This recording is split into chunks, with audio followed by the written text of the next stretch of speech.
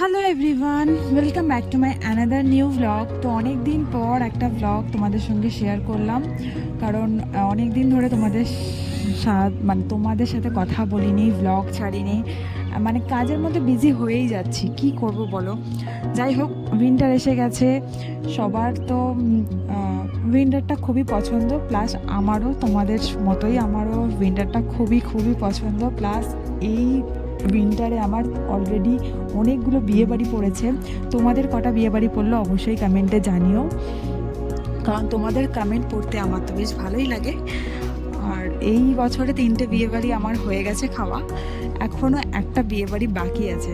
তো যাই হোক, আজকে আমার একটা পার্সেল এসেছিলো, সেটা নাইকা থেকে। ওদের তো প্যাকেজিং, মানে এর আগে তো আমি অনেকবার নিয়েছি নাইকা থেকে, তো সেইভাবে রিভিউটা শেয়ার করা হয়নি কারোর সাথেই।